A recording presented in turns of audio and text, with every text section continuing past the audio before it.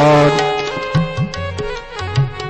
जितना भी राठी परिवार इस शुभ तीर्थ में पधारे हुए हैं, उन सभी को महाराज जी का आशीर्वाद है।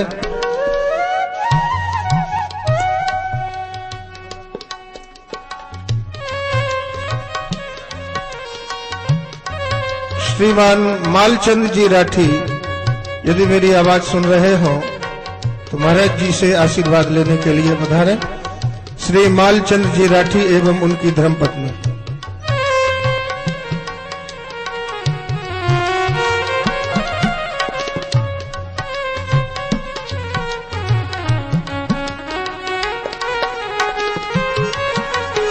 ये आशीर्वाद की श्रृंखला यहीं पर संपन्न होती है। हम लोग अखिल कोटि ब्रह्मांड नायक मर्यादा पुरुषोत्तम श्री राम जी महाराज के जन्मोत्सव को मना रहे हैं। अब मैं महाराज जी से अनुरोध करूंगा कि आगे कथा क्रम को बढ़ाएं। परम पूजनीय श्री व्यास जी महाराज।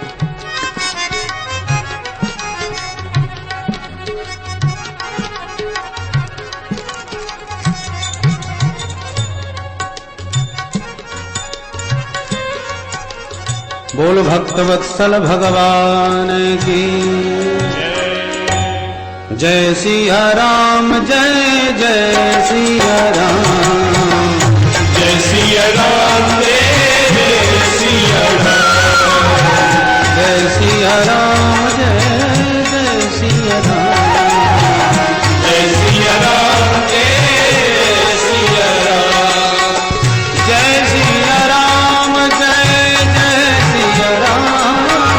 जय सिया राम, जय जय सिया राम, जय सिया राम, जय सिया राम, जय सिया राम, जय जय सिया राम, जय सिया राम, जय सिया राम, जय सिया राम, जय जय सिया राम, जय सिया राम, जय सिया राम,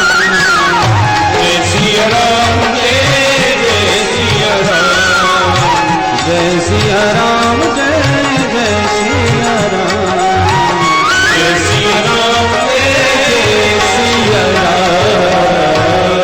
बोल अयोध्या धाम की जय।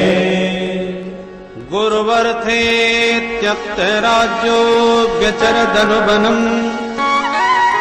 पद्म पदभ्याम प्रियाया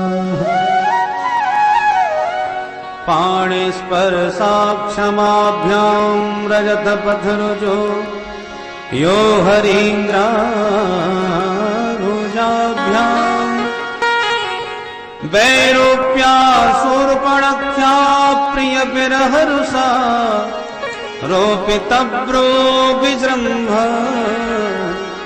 त्रस्ताब्दिर्बद्ध सेतु खलदव दहन कौशलेन्द्रो बता।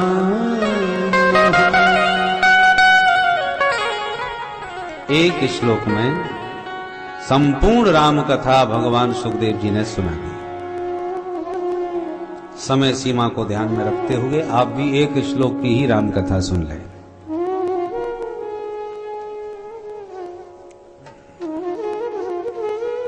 राम जी मर्यादा पालक, जिन प्रभु ने अपने माता पिता की आज्ञा का आदर करते हुए अयोध्या के विशाल साम्राज्य को तिनके की तरह त्याग कर वन को प्रस्थान किया। गुरुवर थे त्यक्त राज्यो व्यचर धनुबनम, ये राम जी का अनुपम आदर्श है। जिनको सत्ता मिलने वाली थी उनको वनवास मिल गया, पर सत्ता मिलने वाली है तो हर्ष नहीं, वनवास मिल गया तो कोई गम नहीं। ये राम जी का ही आदर्श हो सकता है। इतने निर्लिप्त मुस्कुराते हुए वन को निकल गए। गुरुवर थे त्यक्त राज्यो व्यचर धनुबनम पद्म पदभ्याम प्रियाया जिन राघव के पादारविंद को किशोरी जी भयभीत होकर के दबाती हैं, छू भी जाएं तो डर जाती हैं, इतने सुकुमार पादारविंद प्रभु के हैं। और उन्हीं सुकुमार पादारविंद से दंडकारण्य के कंटकाकीर्ण मार्ग पर राम जी आज दौड़े भागे नंगे पैर चले जा रहे हैं।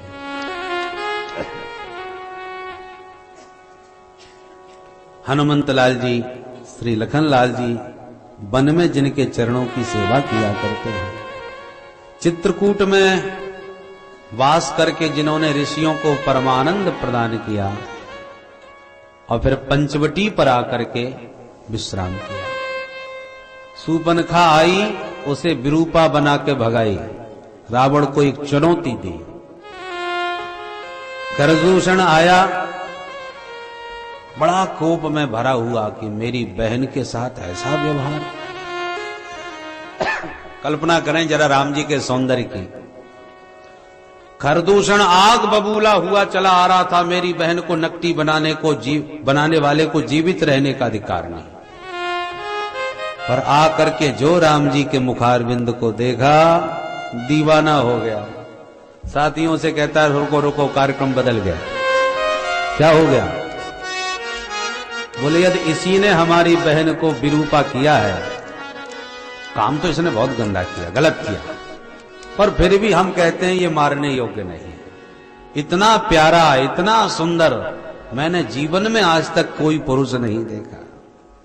यद्यपि भगिनी कीन कुरूपा, यद्यपि भगिनी कीन कुरूपा, बदलायक नहीं पुरुष अनुपा, बदलायक नहीं पुरुष अनुपा, यद्यपि भगिनी कीन कुरूपा, यद्यपि भगिनी कीन कुरूपा, बदलायक नहीं पुरुष अनुपा, बदलायक नहीं पुरुष अनुपा, यद्यपि भगिनी। कौन कह रहा है? राक्षस बोल रहा है। और कौन सा राक्षस? जिसकी बहन को भगवान ने कुछ ही पल पूर्व अभी अभी नकटी बना के भेजा है। जरा सोचिए, विचारिए उस घटना पर। यदि कोई 1.5 हड्डी का कमजोर भैया भी होता तो वो भी लाल पीला होकर मरने मिटने को तैयार हो जाता। तो फिर जिसका रावण के समान बल पराक्रम हो, उस राक्षस राज खरदूषण को कितना क्रोध आया होगा इस घटना पर। भाई पुरानी घटना हो तो गुस्सा ठंडी हो जाती है, चलो पुरानी बातें, अब जो होना था हो गया, जाने दो। पर ताजी ताजी घटना में तो बड़ा जोश भरा रहता है। उस समय व्यक्ति का विवेक भी शांत हो जाता है, भूल जाता है, क्रोध में अंधा हो जाता है। और क्रोध में अंधे बने खरदूषण को कितना आवेश था, पर राम जी को देखते ही सारा क्रोध ठंडा हो गया, पानी पड़ गया। कहता है यद्यपि भगिनी कीन कुरूपा, भले ही इसने मेरी बहन को कुरूपा किया है, फिर भी बदलायक नहीं, बद के योग्य नहीं है। क्या बात हो गई? बोले पुरुष अनुपा, ये अनुपम पुरुष है, इसकी उपमा में दूसरा कोई ढूंढने पर नहीं मिलने वाला, इसलिए छोड़ो इसे। जरा सोचिए राम जी का कितना अनुपम सौंदर्य रहा होगा। अच्छा, राम जी कोई सज समझ कर समर के बैठे हो सो बात नहीं। तापस वेश विशेष उदासी, बनवासी वेश में बलकल वस्त्र पहने जटाजूट बाबा बैरागी बने बैठे हैं। जब साधु वेश का ये चमत्कार है कि राक्षस मोहित हो जाते हैं, तो दूल्हा सरकार बन के जब मिथिला में गए होंगे तब क्या हालत भई होगी। बोलो जय सिया राम। ये राम जी का अनुपम सौंदर्य है। खरदूषण को सैन्य शक्ति के साथ समाप्त किया। रावण किशोरी जी का साधु वेश में आकर के हरण करके ले गया। तो राम जी प्रिया के विरह में बन बन विचरण किए। हनुमंत लाल जी के माध्यम से सुग्रीव से मैत्री स्थापित हुई किष्किंधा में। अपने सखा सुग्रीव के संकट को दूर करने के लिए बाली का वध कर दिया किष्किंधा नरेश सुग्रीव को बना दिया।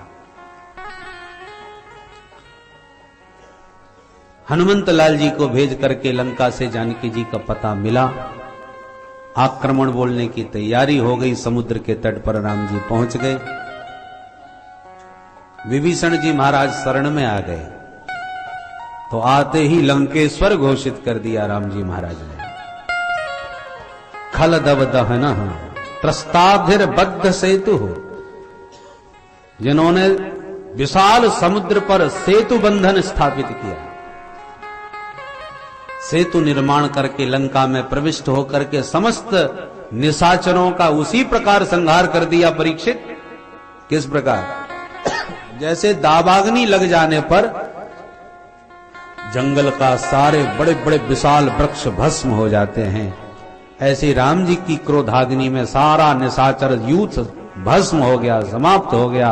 और पुनः पुष्पकारूढ़ होकर के जानकी जी के साथ राम जी वानर भालुओं को लेकर के अवध में पधारे और अयोध्या नरेश बने।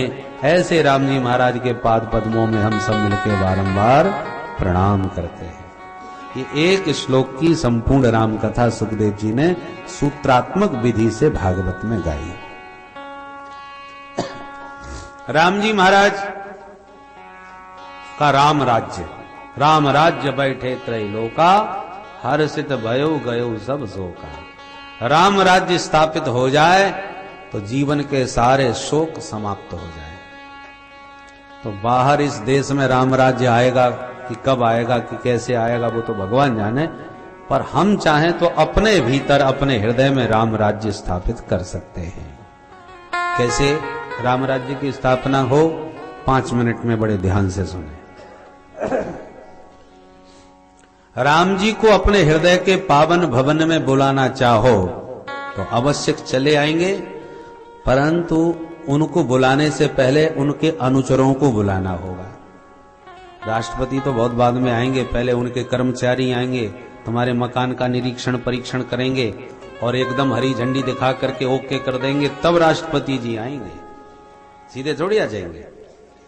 तो राम जी को यदि पाना चाहो, हृदय में बुलाना चाहो, तो सबसे पहले उनके सबसे छोटे भैया का आश्रय लो। सबसे छोटे अनुज कौन है? शत्रुघ्न लाल जी, सबसे छोटे भैया। शत्रुघ्न लाल जी का काम क्या है? शत्रुओं का जो विनाश करे वो शत्रुघ्न।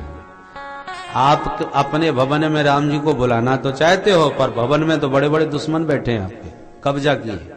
काम क्रोध लोभ मोह मद मात्सर्य ईर्षा द्वेष छल कपट, इतनी अपार सेना भरी है कि तुमको मकान कहने के लिए तुम्हारा है, पर कब्जा तो दूसरों का है। तो राम जी कैसे आ जाएंगे? इसलिए पहले उनके भैया अनुज शत्रुघ्न लाल जी को बुलाओ, जो तुम्हारे सारे शत्रुओं को मार के भवन से बाहर कर दे।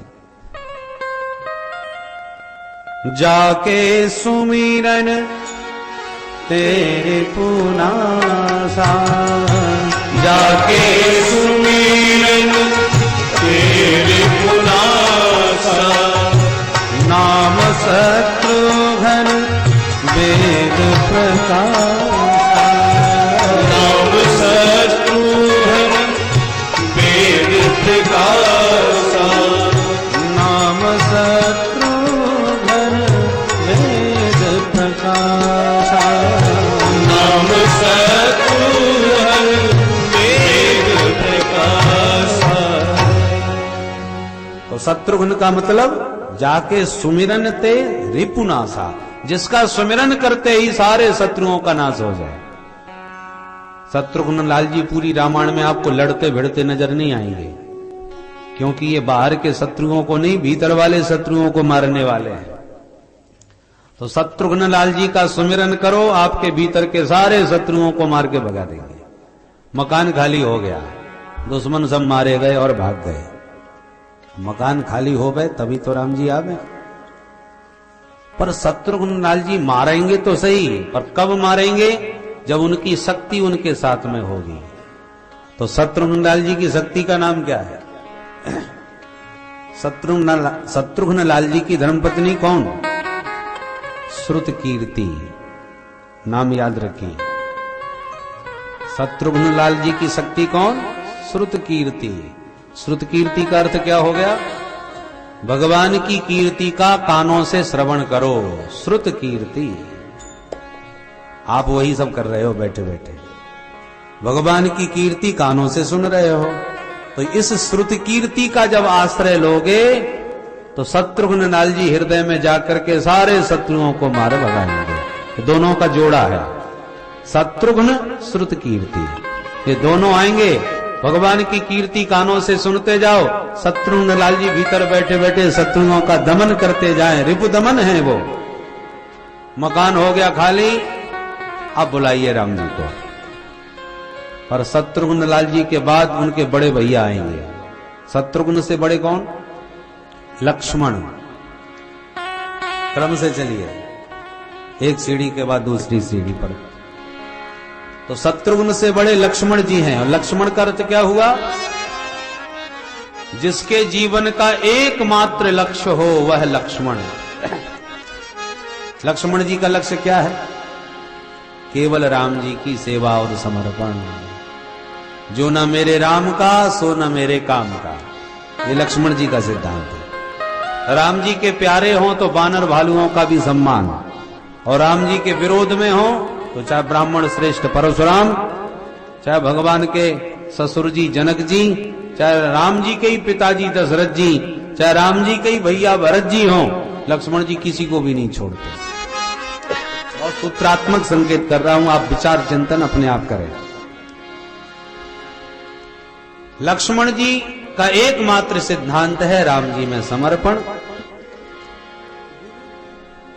माता पिता गुरु किसी से न कोई मतलब नहीं, इनका मतलब केवल राम जी से है। मोरे सब एक तुम स्वामी, मोरे सब एक तुम स्वामी, दीन बंधु अंतर्यामी, दीन बंधु अंतर्यामी, गुरु पितु मातु न जानौ काऊ, गुरु पितु मातु न जानौ काऊ, गुरु पितु मातु न जानौ काऊ, गुरु पितु मातु न जानौ काऊ, भाव नाथ कटिया, सुभावनाथ कटिया। ये लक्ष्मण जी राम जी से निवेदन कर रहे हैं। मैं माता पिता गुरुजन किसी से कोई मैं किसी को जानता ही नहीं। मोरे सबई एक तुम हो, त्वमेव सर्वम मम देव देव। ये लक्ष्मण जी का आदर्श है। माता रामो मत पिता रामचंद्र, स्वामी रामो मत सखा रामचंद्र, सर्वस्वं मे रामचंद्रो दयालु, नान्यं जाने नैव जाने न जाने, न अन्यम जाने, मैं अन्य किसी को जानता ही नहीं। तो हमारा और आपका भी एक ही लक्ष्य बन जाए, त्वमेव सर्वम, प्रभु मेरे एकमात्र जीवन धन सर्वस्व आप ही हो। ये लक्ष्य जब आपका दृढ़ हो जाएगा तो लक्ष्मण भैया भी आपके भवन में आ जाएंगे। तो कैसे पता चलेगा कि हमारा लक्ष्य एक हो गया? बोले लक्ष्मण जी जब भी आएंगे तो उनकी शक्ति साथ में आएंगी। उनकी शक्ति का नाम क्या है? उर्मिला। उर्मिला का मतलब उर में भगवान से मिलने की तीव्र उत्कंठा उदय हो जाए तो समझ लो उर्मिला जी आ गई हैं। प्रभु कब मिलेंगे, कहां मिलेंगे, कैसे मिलेंगे, क्या करूं, प्रतिपल भगवत मिलन की उत्कंठा तीव्र बढ़ती जाए तो समझ लो लक्ष्मण और उर्मिला का जोड़ा भवन में आ गया। अब तीसरे सोपान पर जाइए। तीसरे भैया कौन है? भरत। और भरत का अर्थ क्या हो गया? जो भवन को लबालब भर दे उसका नाम भरत। भरने वाले हैं। काय से भर देते हैं? नोटों से नहीं, वोटों से नहीं। जिसके पास जो होगा वही तो देगा। भरत जी के पास क्या है? राम जी का पावन प्रेम। राम जी के साक्षात प्रेम विग्रह श्री भरत जी है। तो भरत जी का चरित्र स्मरण करो, आपका हृदय भी राम जी के प्रेम से लबालब भर जाएगा। अभी तक तो विषय रस से भरा है।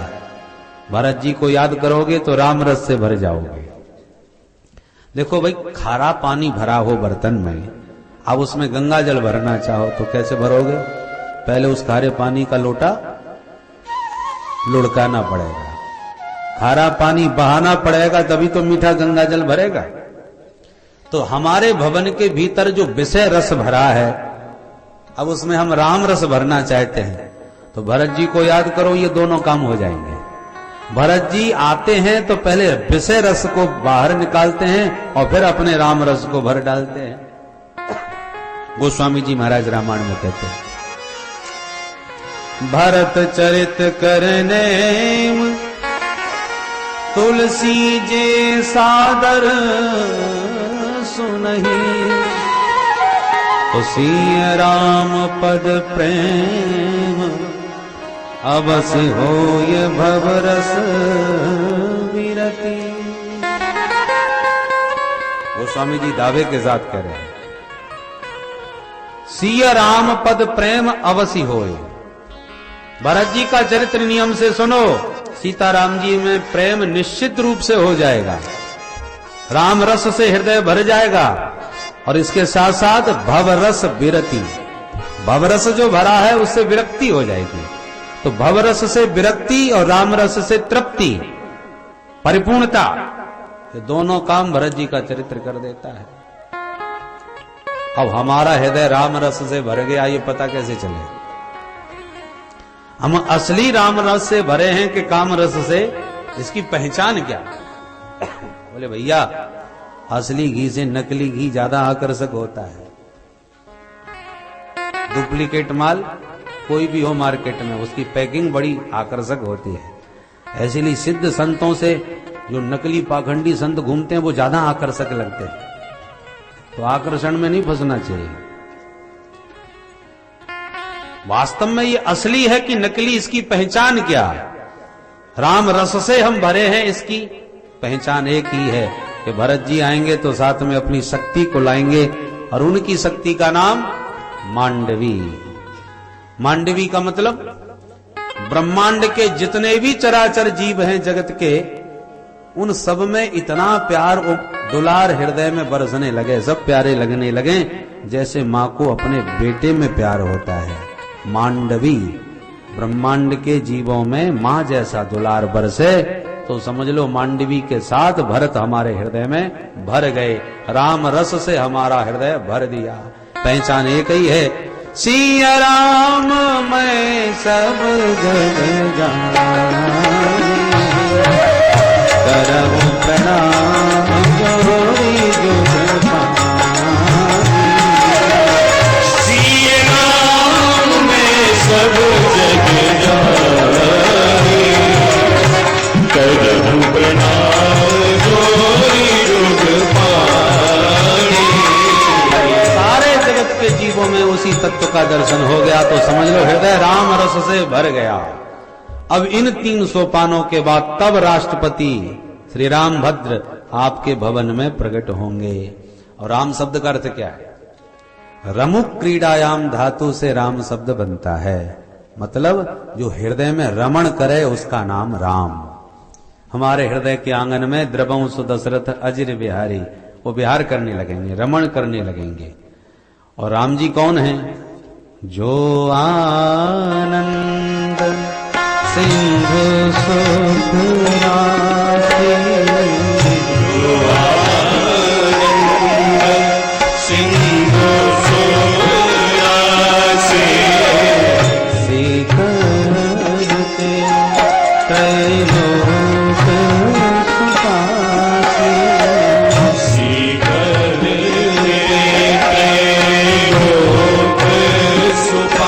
जासी सो सुख धाम राम रस रामा सुसुधाम राम रस नामा अखिल लोक दायक विश्रामा अखिल लोक दायक विश्रामा अखिल लोक दायक विश्रामा अखिल लोक दायक विश्रामा जो आनंद सिंधु सुख राशि, जो आनंद का महासमुद्र है, सागर है, वो राम जी आनंद के सिंधु आपके हृदय में जब रमण करने लग जाएंगे तो फिर आनंद की क्या कमी रह जाएगी। एक बिंदु भी आनंद की मिल जाए तो आनंद मग्न हो जाता है जीव। जहां सागर ही उमड़ के आ गया आनंद का, फिर आनंद का क्या अभाव रह जाएगा। अर्थात राम जी हृदय में आनंद के महासमुद्र बन के विराजा जाएंगे। मंगल भवन हो जाएगा आपका, अमंगल का हरण हो जाएगा आपके भवन के भीतर से, और मंगल भवन बन गया आपका भवन। अब एक कमी रही, क्या? दैहिक दैविक भौतिक ताप जो हैं वो प्रारब्ध के अनुसार जीव को बहुत सताते रहते हैं। ये बाहर से प्रतिकूलताओं के प्रारब्ध के भोग भोगने पड़ते हैं। तो प्रारब्ध की प्रतिकूलता का जो संताप है वो कैसे मिटे? भीतर तो आनंद भर गया, राम जी आनंद सिंधु बन के विराजमान हो गए, तो भैया बाहर के जो संताप हैं उनको दूर करने के लिए राम जी की शक्ति नाम देवी सीता। तो सीता मैया क्या करेंगी? जब राम जी आनंद सिंधु बन के विराजमान हो जाएंगे तो सीता मैया शीतल छांव बन करके सारे संताप के वेग को शांत कर देंगे, शीतल कर देंगे। तो सीता जी शीतल करेंगी बाहर के संताप को। देखो भैया, गर्मी कितनी भी भयंकर पड़ रही हो तो गर्मी तो नष्ट नहीं कर सकते, पर छाता तो लगा सकते हैं, छांव में तो बैठ सकते हैं। जब छांव में बैठ जाओगे तो गर्मी अपने आप ही कम पड़ जाएगी। तो प्रारब्ध के जो दुस्सह वेग हैं उनको किशोरी जी कृपा की छांव करके शांत कर देंगी। तो ऊपर से भी संताप का वेग शांत हो गया और भीतर आनंद सिंधु बन के राम जी रमण करने लगे। तो भीतर आनंद, बाहर भी शीतलता, और जीवन में हमारे भवन के भीतर राम राज्य की पूर्ण स्थापना हो जाएगी। और ऐसा राम राज्य भीतर आ जाए तो जीवन के हमारे सारे संताप मिट जाएंगे। राम राज्य बैठे हर सिद्ध भय गए सब सोगा। राम राज बैठे हर सिद्ध भय सब सोगा। और अयोध्या धाम की जय, राघवेंद्र सरकार की जय। इस प्रकार से हम विधिवत विचार करें तो चारों भैयाओं के सहित अपने भवन में यदि उनकी स्थापना कर लें तो राम राज्य की स्थापना हमारे आंगन में हो जाएगी और हमारा इस जीवन को धारण करना सार्थक हो जाएगा। मंगल भवन अमंगल हारी। अथातः श्रूयताम राजन् वंशः सोमस्य पावनः यस्मिन् ऐरादयो भूताः कीर्तन्ते पुण्यकीर्तयः। परम पुण्यमयी कीर्ति है ऐसे परम पवित्र चंद्रवंश की चर्चा ध्यान से सुनो परीक्षित। भगवान नारायण के दिव्य नाभि कमल से ब्रह्मा, ब्रह्मा के बेटा अत्रि, अत्रि के बेटा चंद्रमा, इनसे चला चंद्रवंश। चंद्रमा के पुत्र बुध, बुध के बेटा पुरुरवा, इनका दूसरा नाम है ऐल। राजा ऐल का विवाह उर्वशी अप्सरा से हुआ, बेटा हुए 6 पुत्र, आयु, श्रुतायु, सत्यायु, रय, जय और विजय। इनसे ही चंद्रवंश का विस्तार हो गया। इसी चंद्रवंश में परम प्रतापी राजा नहुस हुए। नहुस के भी बेटा 6, यति, ययाति, संयाति, आयति, वेयति और कृति। तो नहुस के पुत्र जो ययाति हैं, ये ययाति बहुत बड़े प्रतापी थे। राजा ययाति की 2 रानियां थीं, देवयानी और शर्मिष्ठा। दोनों रानियों से 5 बेटा हुए, यदु, तुर्वसु, द्रोह्यु, अनु और पुरु। राजा ययाति को शुक्राचार्य जी का शाप लगा कि जाओ तुम बुढ़े हो जाओ। जब राजा दुखी भय तो शुक्राचार्य जी बोले अपना बुढ़ापा किसी से अदला बदली कर लो, बदल लो। अब कौन होगा जो जवानी दे के बुढ़ापा ले? 5 बच्चों को बुला के ययाति ने कहा बेटा अभी हमारी इच्छाएं पूरी नहीं हुई, अपनी जवानी कुछ हमको दे दो, कुछ दिनों के लिए दे दो।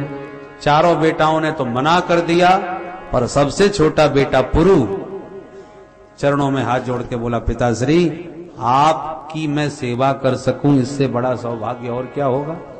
मेरा जीवन तो आपने ही मुझे दिया है। और पिता की वृद्धावस्था को लेकर अपनी जवानी उन्हें सौंप दी। ययाति ने वर्षों तक विषय भोग करके भी अंत में आत्मग्लानि से भर उठे। धिक्कार है इन विषयों को, इन मन को। इतने वर्षों से विषय भोग कर रहा हूं फिर भी वैराग्य नहीं होता, तृप्ति नहीं मिलती। आग में ज्यों ज्यों घी डालते जाओ अग्नि भड़कती ही जाएगी, शांत होने वाली नहीं है। वैराग्य हो गया। छोटे बेटे को चक्रवर्ती सम्राट बना दिया, बड़े बेटों को शाप दिया तुम्हारे वंश में भी कोई चक्रवर्ती पैदा नहीं होगा। पुत्र को सत्ता सौंप के चले गए। पुरु के वंश में बड़े ही तेजस्वी राजा दुष्यंत हुए। शकुंतला से गांधर्व विवाह किया। अभिज्ञान शाकुंतलम में कालिदास जी ने संस्कृत में बड़ा अद्भुत इनका चरित्र गाया है। इन्हीं दुष्यंत के पुत्र बड़े प्रतापी भरत हुए। भारत भूमि में 3 भरत भय हैं और तीनों एक से एक तेजस्वी। कर्मयोगी भरत, ज्ञान योगी भरत, भक्ति योगी भरत। दशरथ नंदन भरत राम जी के अनुज, मूर्तिमंत राम जी के प्रेम स्वरूप, भक्ति भाव से भरे हुए। ये भरत हैं भक्ति योगी। दूसरे हैं ज्ञान योगी, जड़ भरत, जिनका चरित्र आप सुन चुके हैं। ऋषभ देव के पुत्र भरत महान ज्ञानी, रघुगण के द्वारा रघुगण को जिन्होंने परम ज्ञान प्रदान किया, वो ज्ञान योगी। और ये दुष्यंत नंदन भरत कर्म योगी भरत है। जंगल में पैदा हुए थे, शेरों से क्रीड़ा करते करते वीर बालक एक दिन चक्रवर्ती सम्राट की पदवी को प्राप्त कर लिए, इसलिए कर्म योगी भरत हैं। तो 3 भरतों से प्रभावित ये भारत भूमि है। सुखदेव जी कहते हैं राजन, इन्हीं के वंश में आगे चल के राजा रंतिदेव हुए, जिन्होंने प्रजा में अपना सर्वस्व लुटा करके स्वयं 49 दिन तक भूखे बैठे रहे और सारी प्रजा का दुख अपने जीवन में भोगने को भगवान से वरदान मांगते हैं। सारी प्रजा का दुख मुझे मिले पर मेरी प्रजा में कोई दुखी न रहे, ऐसा वरदान इन्होंने मांगा। ऐसे ही परम पावन पवित्र वंश में परीक्षित तुम्हारा जन्म हुआ है, इसलिए तुम पुरुवंशी हो। अब पुरु के सबसे बड़े भाई यदु, जिनसे यदुवंश चला, यदुवंश में हमारे गोविंद प्रकट भये। यदुवंश में राजा अजमीट, देवमीट, सूरसेन आदि हुए। सूरसेन के बेटा वसुदेव हुए। वसुदेव जी की 7 पत्नियां, उनमें सप्तम पत्नी देवकी, देवकी से 8 बेटा, उसमें अष्टम पुत्र भगवान कृष्ण कन्हैया, और 9वीं एक बिटिया हुई, वो परीक्षित तुम्हारी दादी मां लगती है, नाम है सुभद्रा देवी। अष्टमस्तु तयोरासीत् स्वयमेव हरि किल, सुभद्रा च महाभागा तब राजन पितामही। तुम्हारी दादी मां सुभद्रा का जन्म हुआ था। परीक्षित प्रभु का प्राकट्य तो मथुरा में हुआ था, जेल खाने के बीच, पर जन्म महोत्सव नंद भवन में गोकुल के मध्य मनाया गया। 4 वर्ष गोकुल में रह के माखन मिश्री खाए, फिर वृंदावन चले आए। 6 साल तक वृंदावन में रह करके गोवर्धन धारण किया, काली दमन किया, दिव्य दिव्य लीलाएं करी, और 11 वर्ष के कन्हैया फिर अक्रूर चाचा के साथ मथुरा चले आए। मथुरा में आके कंस को मार के भगवान 14 वर्ष मथुरा में वास किए। पर जरासंध के आक्रमण बहुत ज्यादा होने लगे, तो 25 वर्ष के कृष्ण कन्हैया मथुरा छोड़कर रणछोड़ बन करके जरासंध से युद्ध करके भागे, और समुद्र के मध्य द्वारकापुरी का निर्माण करके द्वारकाधीश बन गए। 100 वर्षों तक द्वारका में रह करके दिव्य लीला किए, 16,108 विवाह किए, 1,61,080 बच्चों को पैदा किया, 56 करोड़ की संख्या अपने परिवार की पहुंचा दी, और अंत में प्रवासक क्षत्र ले जाकर के सारे यदुवंश का संहार भी करा दिया। 4-5 बचे, बाकी सबको परम धाम भेज दिए, और पृथ्वी का भार उतार करके 125 वर्षों में लीला करते हुए परम धाम को प्रस्थान कर गए। परीक्षित महाराज बोले कि हो गई कृष्ण कथा। सुखदेव जी बोले पूरी तो सुना दी आदि से अंत तक। परीक्षित घबराए गए, हाथ जोड़ के बोले महाराज ऐसे काम नहीं चलने का। मैंने राम कथा इसलिए संक्षेप में सुन ली कि चलो कृष्ण कथा विस्तार से सुनूंगा।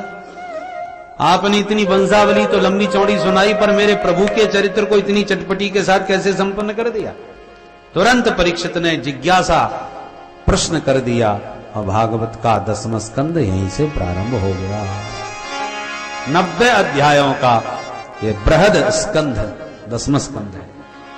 परीक्षित प्रश्न करते हैं, कथितो वंश विस्तारो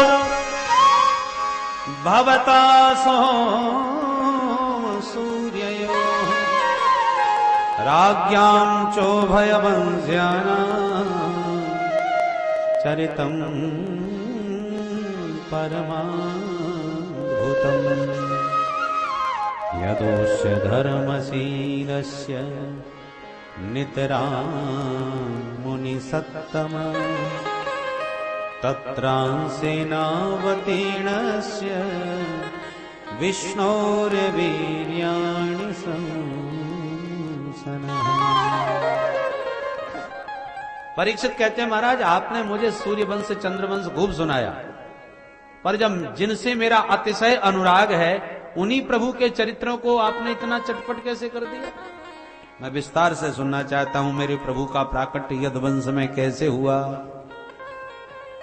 कौन अभागा होगा जो कृष्ण कथा से अघा जाएगा। कृष्ण कथा तो भवरोग की मीठी दवा है। दवाइयां कई प्रकार की होती हैं बीमारियों से बचाने वाली। आयुर्वेद में जाओ तो कड़वी दवा पाओ, काढ़ाओं को नाक बंद करके जबरदस्ती घटकना पड़ता है। एलोपैथिक में जाओ गोली खाओ, कैप्सूल पाओ, परंतु कहीं रिएक्शन कर गया तो लेने के देने पड़ गए, उसमें भी खतरा है। इसलिए सबसे बढ़िया होम्योपैथिक दवा 2-2 गोली 2-2 घंटे में चूसते जाओ, दवाई खाते जाओ, मुंह मीठा करते जाओ, बीमारी से छुटकारा पाते जाओ, जड़ से मिट जाए बीमारी।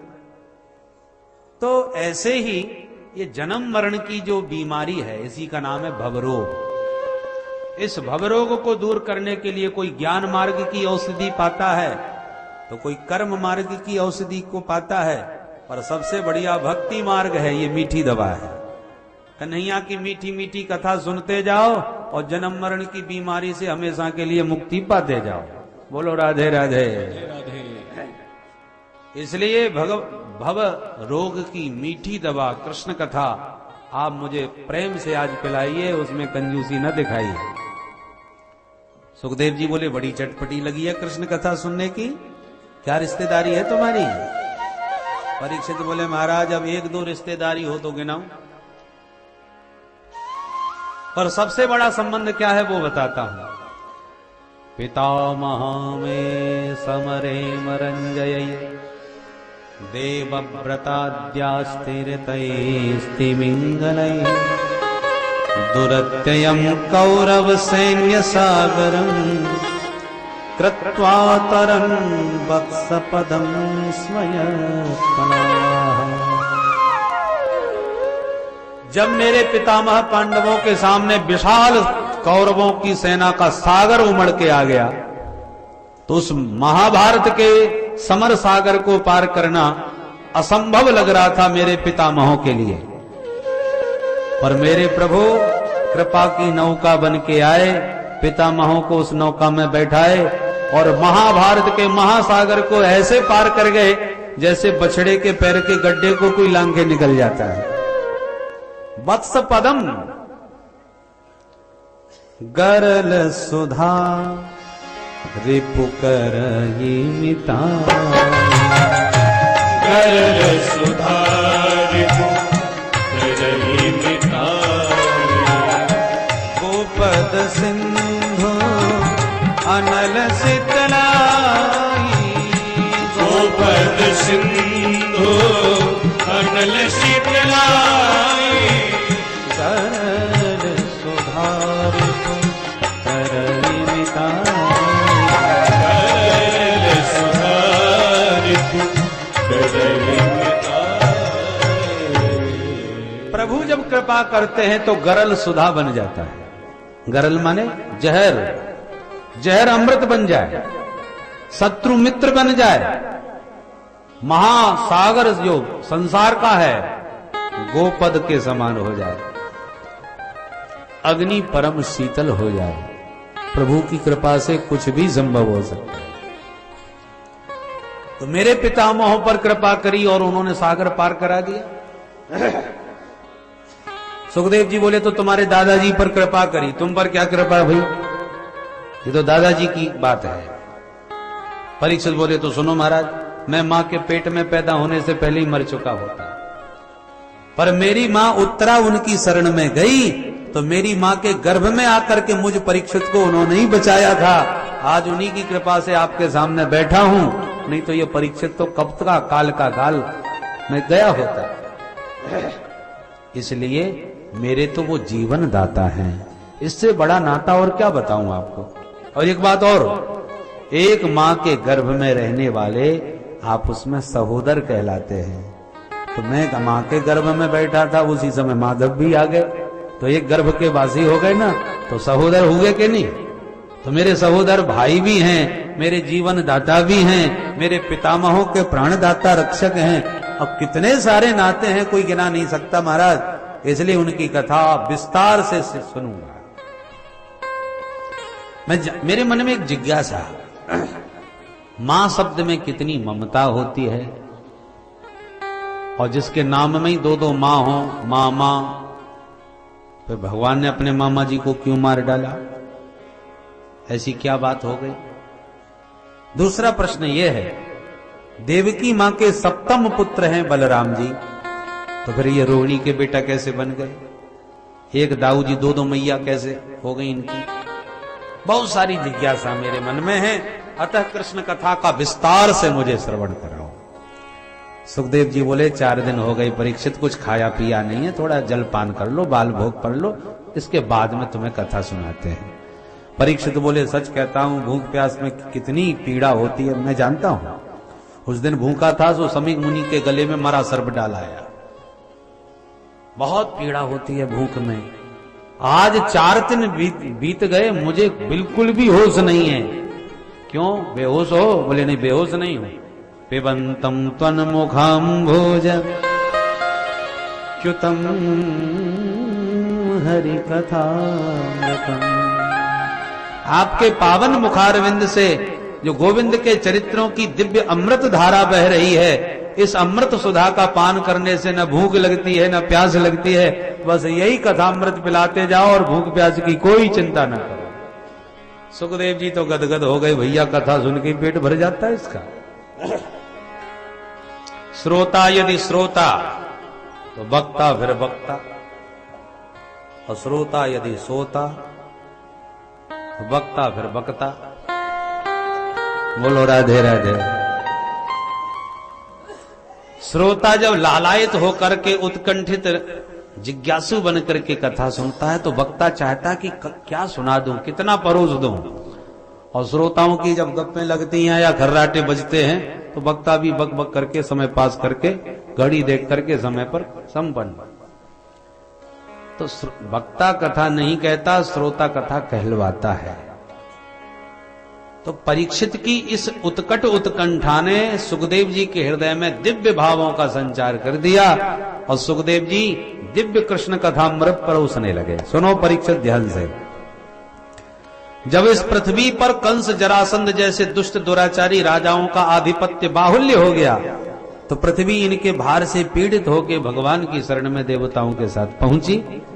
देवताओं ने प्रभु से प्रार्थना करी तो ब्रह्मा जी को भगवान ने आदेश दिया और ब्रह्मा जी ने वह आदेश सारे देवताओं को सुना दिया। सुनो सुनो, भगवान की आज्ञा हुई है कि उनका प्राकट्य बहुत शीघ्र वसुदेव के घर में होने वाला है। वसुदेव गृहे साक्षात भगवान पुरुषः परः जनिष्यते तत्प्रियार्थम संभवन्तु सुरस्त्रियः। अकेले मत जाना मथुरा में, मथुरा मंडल में भगवान आने वाले हैं। वो अकेले नहीं आएंगे, अपनी आह्लादनी शक्ति को भी साथ में लेके आ रहे हैं। कौन? बोले जनिष्यते तत्प्रियार्थम।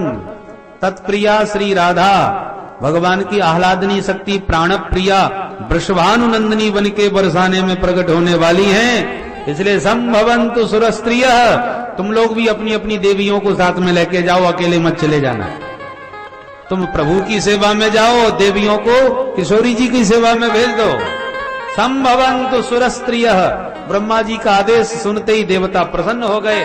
देवी देवता दोनों ही मिलजुल करके मथुरा मंडल में प्रकट होने लगे। मथुरा भगवान यत्र नित्यम सन्निहितो है। मथुरा भगवान की मोक्षदायिनी पावनपुरी है। 7 नगरी जहां मरने मात्र से मोक्ष मिलता है। कौन कौन? अयोध्या, मथुरा, माया, काशी, कांची, अवंतिका, पुरी, द्वारावती चैव सप्तैता मोक्षदायका। मायापुरी माने हरिद्वार, हरिद्वार का नाम मायापुरी।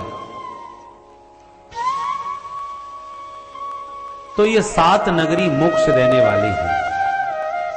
मथुरा के राजा महाराज उग्रसेन बड़े धर्मात्मा, पर बेटा हो गया कंस इतना दुष्ट कि अपने बाप को ही उठा के जेल में पटक के जबरदस्ती मथुरा की गद्दी छीन बैठा।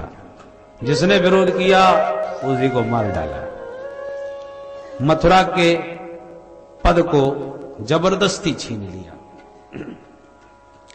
पर इसने देखा कि प्रजा में मेरे प्रति थोड़ा आक्रोश भरा हुआ है। बोलो राधे राधे। इसलिए कुछ ऐसा नाटक किया जाए कि प्रजा मेरे को अच्छा माने। राजा के प्रति यदि विद्रोह है प्रजा में तो आज नहीं तो कल सत्ता पलट जाएगी। इसलिए बुद्धिमान राजा को चाहिए सत्ता में बने रहने के लिए प्रजा का विश्वास जीते। कंस ने कहा मैंने आतंक से सत्ता तो छीन ली और प्रजा अभी मेरे प्रति सद्भाव नहीं रखती, इसलिए कुछ नाटक करना चाहिए। और सत्ता पर बैठे लोग नाटक करने में बड़े निपुण होते हैं। इनके सामने अभिनेता भी फेल हो जाते हैं। अभिनेता पिक्चर में अभिनय करते हैं, ये तो अपने जीवन में अभिनय दिखाते हैं। इस कंस ने क्या नाटक किया? अपनी चचेरी बहन देवकी के विवाह का बड़ा भारी समारोह किया। वसुदेव जी के साथ संबंध पक्का किया, धूमधाम से विवाह किया। इतना लंबा चौड़ा दान दहेज दिए, कई रथ, कई हाथी, कई घोड़े, कई दास दासियां, ये प्रदर्शन किया विवाह का। तो जनता में इसका बड़ा अच्छा प्रभाव पड़ा। कानाफूसी जनता में होने लगी। देखो देखो, सगी बहन नहीं है देवकी, चचेरी है, पर फिर भी कितने उदार होकर के विवाह कर रहे हैं, बाप की तरह। कितनी उदारता से बहन को धूमधाम के साथ ससुराल विदा कर रहे हैं। भाई कुछ भी हो, देखने में तो ऐसा लगता है कि महाराज ऊपर से ही इतने उग्र दिखाई पड़ते हैं, भीतर के तो बड़े कोमल हैं, तभी तो इतना प्रेम बहन पर बरसा रहे हैं। इसने देखा कि सकारात्मक प्रतिक्रियाएं हो रही हैं तो और ज्यादा नाटक दिखाने लगा, आंखों में आंसू भर के रोने लगा बहन की विदाई में। मैं अपनी बहन को अपने हाथों से स्वयं रथ हाँक करके विदा करूंगा। सारथी को उतार दिया, घोड़े स्वयं हाँकने लगा। बोली वाली जनता और ज्यादा गदगद हो गई। अरे अरे देखो महाराज कितने गदगद हो रहे हैं, कितने भावुक हो रहे हैं। नारिकेल एक समाकारम है, नारियल की तरह है, ऊपर से कठोर भीतर तो पानी पानी। हृदय बड़ा कोमल है महाराज का। अब कंस मन में खुश होने लगा कि देखो जनता का मैंने हृदय जीत लिया। एक नेता जब नाटक दिखाता है समाज में तो विपक्ष उसकी पोल खोलने के लिए आ जाता है। कंस का नाटक सफल हुआ तो देवता घबरा गए, तो बड़ा नाटकबाज निकला, जनता का हृदय जीत लिया, इसकी पोल खोलनी चाहिए। सो देवताओं ने आकाशवाणी से आवाज लगाई, अस्यास्त्वामष्टमो गर्भो हंतायाम बहसे बुध। ए मूर्ख, याद रखना कंस, इसी देवकी का 8वां लाल तेरा बनेगा काल। जो इसने ये शब्द सुना तो जानता था आकाशवाणी झूठ नहीं बोलती, ये देववाणी है। इसका मतलब देवकी मेरे काल को जन्म देगी। अरे न रहेगा बांस न बजेगी बांसुरी, देवकी कोई मर डालता हूं तो काल कहां से आएगा। तुरंत तलवार तान कर केस पकड़ के बहन को रथ से नीचे पटक कर मारने को तलवार निकाली। भगनी महंत मारब्ध खड्ग पाणी कचे ग्रहित। जो बहन को रथ से नीचे पटका, तलवार निकाला, वसुदेव जी ने दौड़ के हाथ पकड़ के संभाला। महाराज क्या कर रहे हैं? सारी पब्लिक देख रही है, जनता देख रही है, जरा संभल करके व्यवहार करो। और इतने में तो जनता सब जान चुकी थी कि ये कितना पाखंडी है। जिस बहन के लिए आंसू भर करके विदा कर रहा था, उसी बहन को मारने के लिए तलवार तान के खड़ा है ये दुष्ट। नंबर 1 का पाखंडी। बताइए, सच्चा भावुक होता तो कोई इतना जल्दी बदल सकता है? विदा करते करते मारने को तलवार निकाल लिया। जनता इसकी असलियत जान गई और देवता भी खुश हो गए कि हम जो चाहते थे वो हो गया। इसकी असलियत जगत के सामने आ गई। वसुदेव जी ने बहुत समझाया, तुम्हारा काल देवकी नहीं देवकी नंदन है। महाराज कंस मैं वचन दे रहा हूं, पुत्रान समर्पयिष्यस्य यतस्ते भयमुत्थितम्। तो मैं देवकी नहीं देवकी पुत्र मारेगा तो वचन देता हूं देवकी के सारे बेटा तुम्हें सौंप दूंगा, तुमको जो उचित लगे करना। कंस को यह बात समझ में आ गई, जनता के बीच बहन का वध बड़ा गलत होगा। अच्छा ठीक है, जब तक वसुदेव देवकी से तुम्हारे 8 पुत्र नहीं होते तब तक तुम दोनों दंपति मेरे यहां रहोगे। वसुदेव जी ने स्वीकार किया और कंस ने दोनों को बंदी गृह में डलवा दिया। कालांतर में प्रथम पुत्र हुआ, नाम पड़ा कीर्तिमंत। वसुदेव जी ने ला करके कंस को सौंपा। महाराज ये पहली संतान। कंस ने बच्चे को देखा, एकदम नन्हा सा, हंसता हुआ बोला, ले जाओ इसे वापस, ये क्या मारेगा, खतरा तो 8 में से है, बस उसी को लेते आना। हम तुमसे बड़े खुश हैं, तुमने हमें अपना बेटा लाके दिया तो सही, वचन के धनी हो वसुदेव, इसलिए हम खुश हैं, ले जाओ। विदा कर दिया। नारद जी ने देखा बड़ा दयालु बन रहा है ये तो, जब तक बाल हत्या नहीं करेगा तब तक पाप का घड़ा कैसे फूटेगा इसका। तुरंत नारद जी आ गए, दौड़ के प्रणाम किया, अरे गुरुदेव आइए आइए। नारद जी बोले, ये बताओ अभी अभी कौन निकल के गया है दरवाजे से? बोले, महाराज हमारे बहनोई साहब पहला बेटा लेके आए, डर नहीं लगा सो लौटा दिया। नारद जी हंसने लगे। कंस ने कहा, क्यों गुरुजी कोई गलती हो गई क्या? बताइए बताइए। नारद जी बोले, नहीं, परंतु राजा हो, विवेक से बुद्धिमानी से विचार करके काम करना किया जाता है। क्यों गलत हो गया क्या? नारद जी ने भूमिका ऐसी बनाई, एक कमल दल निकाल के बोले, जरा बताना इसमें 8वीं पंखुड़ी कौन सी है? कंस ने गिना 1 2 3 4 5 6 7 8, ये रही 8वीं। बोला अब यहां से नहीं यहां से गिनो। अब एक एक करके अलग अलग गिनवाई, अब यहां से गिनो, अब यहां से गिनो, तो 8वीं हो गई। अब माथा घूम गया इसका। आप कहना क्या चाहते हैं? नारद जी बोले, देवताओं की गिनती का कोई भरोसा नहीं, वो कहां से गिनना चालू करें। पहले से गिनो तो 8वां, वो 8वें से गिनो तो पहला 8वां हो जाएगा। अब तो माथा घूम गया। अरे राम राम, गुरुदेव आप क्या कहना चाहते हैं? मैं सब समझ गया। इसका मतलब देवताओं की गिनती का कोई भरोसा नहीं, पहला भी 8वां हो सकता है, इसलिए रिस्क नहीं लेनी चाहिए। बुलाओ वसुदेव को, वापिस बुलाओ। नारद जी तो खिसक लिए और वसुदेव को बुला के पैर पकड़ के इसने तुरंत बच्चे को दे मारा।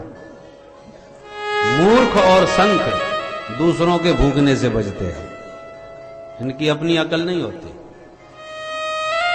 कंस के हाथों लगातार 6 पुत्रों की हत्या होती रही। सप्तमो वैष्णवं धाम यमनंकं प्रचक्षते गर्भो बभूव देवक्या हर्ष शोक विवर्धनः।